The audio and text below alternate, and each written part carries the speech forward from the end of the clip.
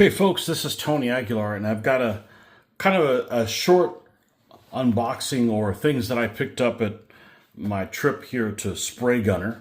Spraygunner is they're an online retailer, and they also have a storefront in Oldsmar, which is a suburb of Tampa. I was in that area for this weekend, and I was out of one thing, so I ended up picking up some other stuff. So I'm going to kind of show you what I've got. And these are things that you guys will probably see in the next couple of weeks, days up on my channel that I'll be using. So let's see what we've got in here other than in the little bag that they gave me here. The item that I ran out of is the Dunkelgelb base color by AK. And that is the set that comes, that is the base color that comes in the, I've had this a couple of years now, so I painted a lot of vehicles with it. It's the Dunkelgelb base that comes in this set right here from AK. And yeah, there's a light base and a highlight that come with it as well. I hardly use them at all. I don't use the highlight at all. It's way too bright. But this is the base color that comes with it, and it's the same code, and I was out of this one, so, or nearly out of it. I've painted a lot of vehicles with it, so it goes quite a long way. And I really like this paint for airbrushing because I don't need to thin it. So it's like right out of the box, it's good to go. Let's zoom in a little bit more. Yeah, it's good to go right out of the box. And like I said, it's this color right here that's in the 1943-45 set by Ammo MIG. Okay. And while I was there, I decided to pick up some other stuff. I've got some Japanese vehicles to do, and they make a set, if you could find it here. Smart set, yeah, okay. World War II Japanese early colors. It comes with 4 colors: yellow, blue, green, medium brown, and khaki. And here they are right here. Here's the colors in all their glory. And I've actually painted a Hago Japanese light tank, not using these colors, using some other Vallejo equivalents.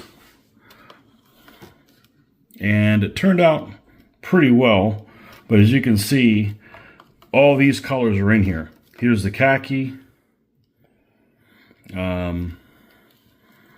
You can see the khaki, you can see the medium brown, you can see the yellow, you can see the blue-green. So I've got a couple of the Japanese vehicles to paint, another Hago, and I believe a self-propelled gun that we're going to use with these colors and see how they stack up. But should be pretty good. I was there and I'm like, all right, I fell for the advertising. Little container looks pretty cool. And I really like these paints for airbrushing. So stuff I got.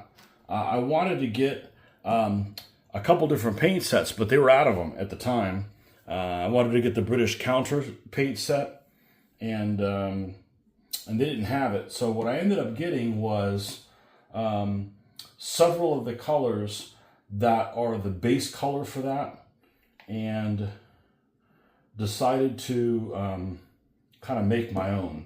So the 2 base colors for the counter are in the counter set. You can pull that online. Is this MiG 0029 called Desert Sand, and Sand Yellow, which is MiG 0030. These are the 2 base colors for the counter scheme. And the other colors that go on top, I really like these MiG paints. I do not like them to brush paint with. They're a little too watery. Even though it says brush and airbrush, I'm not a fan. It can be done. I certainly don't want to do big swaths of it. And the other colors on the counter would be colors that I would end up having to paint the entire vehicle on. Now, the A13 that I built already, I used Vallejo equivalents with that. And I'm pretty happy with how it turned out. But, you know, if you were using these dark colors to paint over that, yeah, you're going to have to brush paint that. I don't have masks or anything. I'm not that good with the airbrush, so I'm just going to have to hand paint. So there's no point in getting those colors. This one, I believe, is what they call stone. I forget exactly which stone color it is. I didn't take notes. We're just winging this, as always, and I believe it's the equivalent of this one. So these are the two base colors for the counter. So we got those. Not that we have any British desert vehicles right this second, but hey, I was in the area. And I also wanted to get, I got some olive drab stuff coming for the Americans. So I wanted to get the olive drab base color. AK makes, or Ammo, AK, I get them, I call them all the same. AK is like the shortest thing. And if you want to look up and see what the drama is between them, there's a lot of drama between AK, Ammo makes. So I use all those, sayings all interchangeably, even though technically this is Ammo, which is, I think, the latest iteration of it. But anyhow, they're all acrylic colors. They make the different shades up. I'm just good with the base because I make my own shades up. I do my own highlighting on them myself. So I don't need to get those other colors. In this Dunkelgelb, for instance, I really didn't use the third one. This is actually not an accurate representation. This is super, super light. This is almost like an off-white. And this is damn near a bone color. So I pretty much use the base and then lighten them up to my own liking on my own. And I'm going to do the same thing with the olive drab base, which is what I'm doing now with the two Vallejo colors. So we have that. I also wanted to compare what the Brits are. This is the color they recommend for the Brits. Came from the British paint set that I decided I didn't need to get all four colors. I'm just going to get this one, which is the olive drab British 1944-45 SCC 15. So this is kind of the Northwest Europe British color. And they had some Mediterranean colors as well that the British use whenever I decide to go to Italy. They have this sand yellow color, warm sand yellow. I picked that up. And also khaki green, which is a color that ended up being used in Italy as well. So that's the colors I used that I picked up from to airbrush with. And something that I would not have picked up, there's one more thing that I got, and I would have not picked this up had I not gone to this place in person. Because they do mail order, and their mail order prices are pretty darn good. But I would not have picked this up because this is something that would have fallen into the I need to be able to see it to be able to get it. And this is some stuff that's, I think it's relatively new. And it's bushes by Ammo. And this one, they make them in all kinds of different colors. This one happens to be late summer, and this is probably going to make a mess here. I've not pulled this out yet, but it's all one big bush. And you can mold it in different type of things. And what I plan on doing with this is cutting little snips of it, and then you can put it on your tanks to use as camouflage.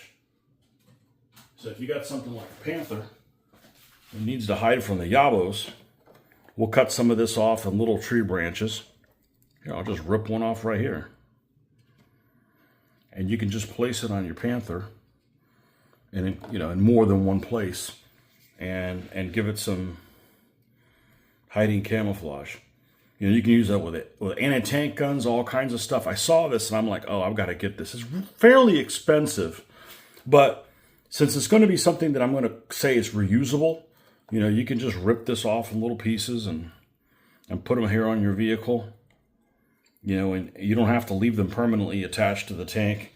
I think it's a nice addition to, some of these late war German vehicles that are really trying to hide from the hunters from the sky.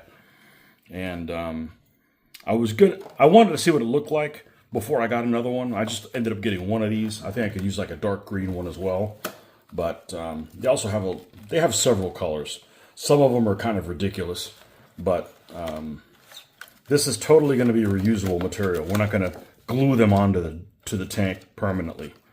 But I think I'm more comfortable doing this than buying coconut fiber and putting Woodland Scenics flock and all that kind of stuff. I'm like, they had this. I picked it up.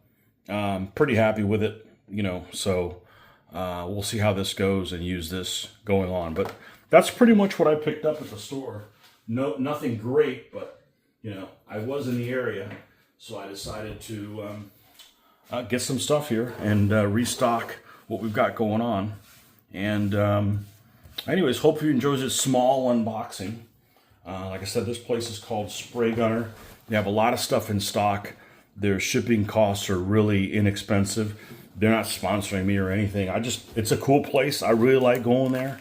And they have sets like this. They normally stock them all. They just happen to be out of the counter one. And, you know, they're selling these things for less than $4 US each. So they're pretty good priced. And I like going there. Okay, folks, we'll see you guys on the next one.